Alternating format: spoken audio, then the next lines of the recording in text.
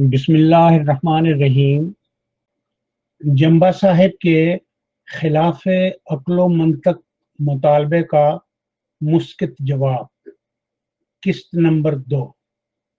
मोहतरमी जंबा साहिब, अस्सलाम वालेकुम वरहमतुल्लाहि वबरकातुहू। हमारे दरमियान मौजूद गुफ्तगू ये था कि आपने जो चैलेंज मुझे दिया है इसका कोई अकली और मंतकी जवाब मौजूद नहीं है। मुझसे आपका मुतालबा ये है कि मैं आपको कुरान करीम से कोई ऐसी मिसाल पेश करूं जिसमें गुलाम की बशारत दिया गया बेटा बशारत के वक्त मौजूद हो और बशारत के बाद उसके पैदा हो जाने पर भी उसी वजूद की पैदाइश की बशारात बार बार दी गई हों। मैंने दलील के साथ साबित कर दिया था कि मुझसे ये मुतालबा करना इसलिए बेतुका, बिला जवाज और खिलाफ अक्ल मंतक है कि मैंने ऐसा कोई दावा कभी किया ही नहीं, ना ही मैं ऐसा कोई अकीदा रखता हूँ। मैंने अपनी बात को बड़ी सादा और आम फहम मिसालों से वाज़े किया था ताकि एक औसत ज़हानत का तालिब इल्म भी इसे समझ जाए। मैंने आपका 28 सितंबर का ऑन एयर होने वाला लेक्चर सुना है जिसमें आपने मेरे 24 सितंबर के मजमून का जवाब देने की कोशिश की है। इस 1 घंटा 8 मिनट के खिताब में असल मौजू पर आपकी गुफ्तगू का दौरानिया 8 मिनट से ज्यादा नहीं है।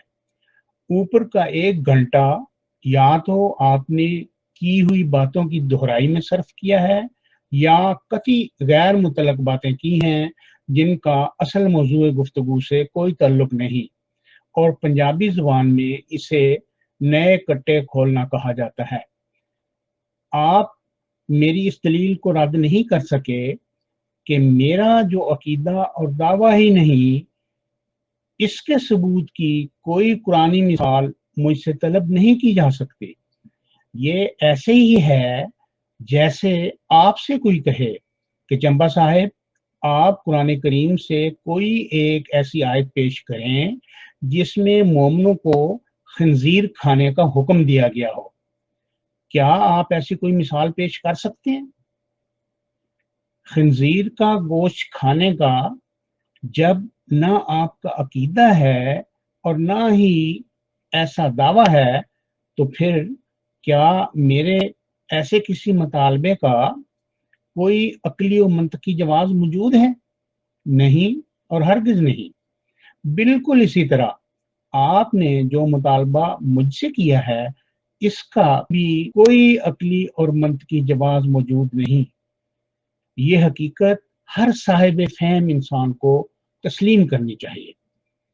जैसा कि मैंने अर्ज किया, आप मेरी पेश करदा दलील की कोई कमजोरी, कोई सुकम बयान नहीं कर सके। आपको कुशादा दिली से ये हकीकत तस्लीम कर लेनी चाहिए। आप मेरी दलील तोड़ ना सके, लेकिन अपने मुतालबे को अकली और मंतकी साबित करने के लिए आपने हज़रत मसीह मऊद अलैहिस्सलाम की सनद पेश की कि उन्होंने भी तो गैर अहमदी मौलवियों से मुतालबा किया था कि कुरान करीम से कोई एक ऐसी आयत पेश करो जिससे साबित होता हो कि ईसा अलैहिस्सलाम को बजिस्म अंसरी जिंदा आसमान पर उठा लिया गया। आप फरमाते हैं कि अगर हज़रत मसीह मऊद अलैहिस्सलाम का यह मुतालबा गैर अकली और गैर मंतकी नहीं था, तो फिर मेरा मुतालबा कैसे गैर अकली और गैर मंतकी हो गया? मैं भी तो कुरान से एक आयत पेश करने का मुतालबा कर रहा हूं। जंबा साहेब, आपके मुंह से इस किस्म की बातें सुनकर ये गुमान भी नहीं होता कि मैं किसी एमए पास शख्स से मुखातिब हूं। बहुत अफसोस का मुकाम है कि आप अपने और हजरत अक़दस मसीह मऊद अलैहिस्सलाम के मुतालबे में कोई फर्क ही महसूस नहीं कर रहे, इन्हें मुमासिल करार दे रहे हैं, जबकि ये दोनों मुतालबे मुतजाद हैं। शायद आपको अब भी समझ ना आई हो, इसलिए بات کو مزید کھول دیتا ہوں۔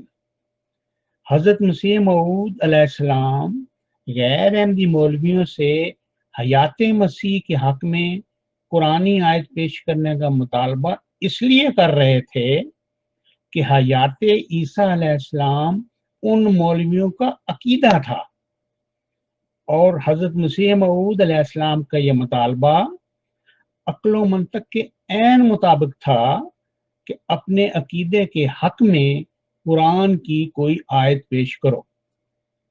میرے معاملے میں صورتحال اس کے بالکل برعکس ہے، اور وہ یہ کہ یہ میرا عقیدہ ہی نہیں کہ غلام کی بشارت ملنے کے وقت وہ موجود بھی ہوتا ہے، اور اس کی پیدائش کے بعد بھی اللہ تعالیٰ بار بار اسی کے پیدا ہونے کی بشارت دیتا ہے۔ جنبہ صاحب، اب آپ کو اپنے اور حضرت مسیح موعود علیہ السلام کے مطالبے میں فرق محسوس ہوا ہے؟ اگر آپ کو فرق پتہ چل گیا ہے تو پھر یقیناً یہ بھی معلوم ہو گیا ہوگا کہ حضرت مسیح موعود علیہ السلام کا مطالبہ عقل و منطق کے عین مطابق اور آپ کا مطالبہ عقل و منطق کے سراسر خلاف ہے، کیونکہ یہ باہم متضاد ہیں۔ میں نے ایک بار پھر آپ کے مطالبے کا مدلل اور مسکت جواب دے دیا ہے، جسے ہر ذی شعور انسان بآسانی سمجھ سکتا ہے، لیکن آپ نے میرے دو مطالبات کا ابھی تک کوئی جواب نہیں دیا۔ آپ کی یاد دہانی کے لیے دہرا دیتا ہوں۔ مطالبہ نمبر 1، قرآن کریم سے کوئی مثال پیش کریں کہ غلام کی بشارت کے نتیجے میں پیدا ہونے والا بیٹا جسمانی نہیں روحانی ہوتا ہے۔ اگر کوئی مثال نہیں دے سکتے تو پھر مان لیں کہ حضرت مسیح موعود علیہ السلام کو بھی جسمانی بیٹا ہی ملنا تھا، نہ کہ روحانی۔ مطالبہ نمبر 2، حضرت مسیح موعود علیہ السلام کا کوئی ارشاد پیش کر دیں جس میں آپ نے فرمایا ہو کہ میرے ہر الہام میں جہاں جہاں غلام کی بشارت دی گئی ہے، اس غلام سے مراد مسلم موعود ہے۔ اگر حضرت مسیح موعود علیہ السلام کا ایسا کوئی ارشاد موجود نہیں تو پھر آپ کا یہ کہنا کہ حضرت مسیح موعود علیہ السلام کو مسلم موعود کی پیدائش کی 13 بشارتیں دی گئیں، اور آخری بشارت 6-7 نومبر 1907 کو دی گئی تھی، اس لیے مسلم موعود نے 1907 کے بعد پیدا ہونا تھا۔ یہ ساری سوچ حضرت اقدس کے فرمودات کے برعکس ہے، اور یہاں بھی آپ کو اسی قسم کی غلطی لگی ہے جیسا کہ حضرت مسیح موعود علیہ السلام کے اور اپنے مطالبے کو ایک جیسا سمجھنے میں آپ نے غلطی کھائی ہے۔ خدا تعالیٰ آپ کو سچائی تسلیم کر لینے کی توفیق عطا فرمائے، آمین۔ والسلام۔ خاکسار خالد واسطی، 29 ستمبر سن 2020۔